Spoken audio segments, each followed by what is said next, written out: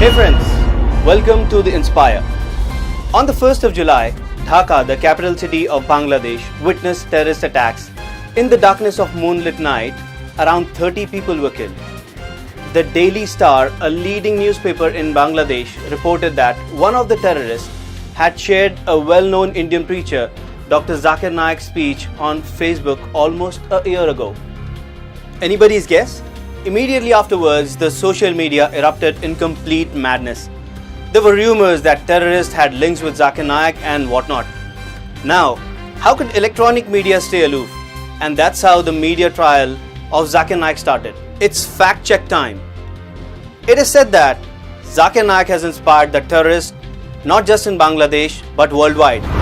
They pay for the guns and the mercenaries and the suicide bombers. And now that it has been proved that he inspired the terrorist strike in Dhaka, we don't know where to look.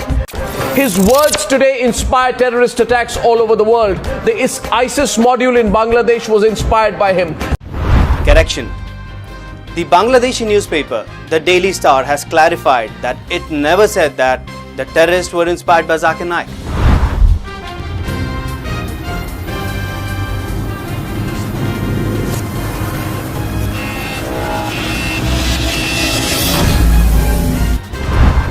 It is said that one among the 5 terrorists was a fan of Zakir Naik. In this fresh twist to the Dhaka attack, these youths who attacked the cafe in a diplomatic area in Dhaka are believed to have been influenced by the teachings of Zakir Naik.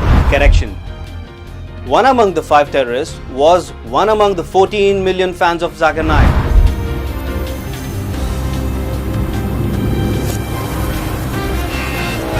Of course, out of these 14 million, there could be a few black sheep as well. It is said that Zakir Naik urges Muslims to become terrorists. That every Muslim should be a terrorist. Correction. The statement is used out of context. Let's hear what he has exactly said. If a criminal sees a policeman, he's terrified.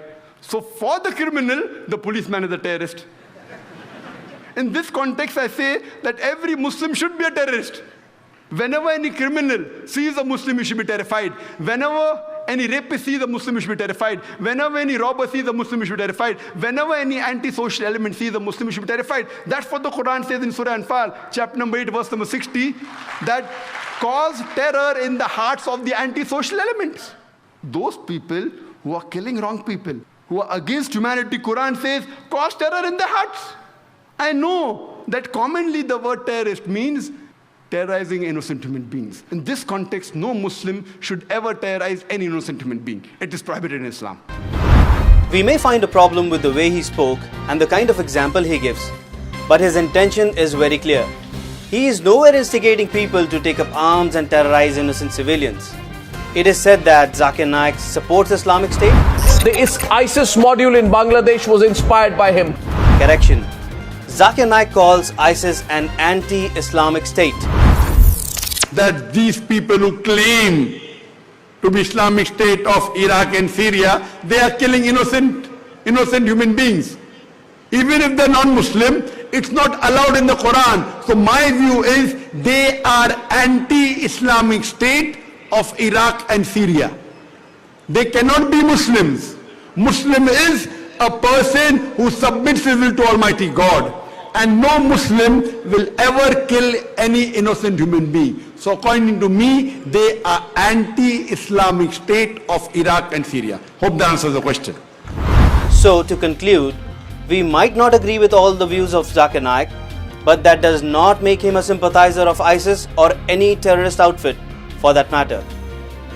He has the constitutional right to freedom of speech and should be free to enjoy it as long as it does not harm the secular and democratic fabric of our country. Secondly, media must start behaving in a more sensible and responsible manner. Making sweeping statements and spreading rumors will only cause further damage to its own image. In any case, trust must not be abused. Quran clearly mentions in Surah Maida, chapter number 5, verse number 32, that if anyone kills any other human being, whether it be a Muslim or non-Muslim, unless it be for murder or for spreading corruption in the land, it is as though he has killed the whole of humanity. And if anyone saves any human being, it is as though he has saved the whole of humankind.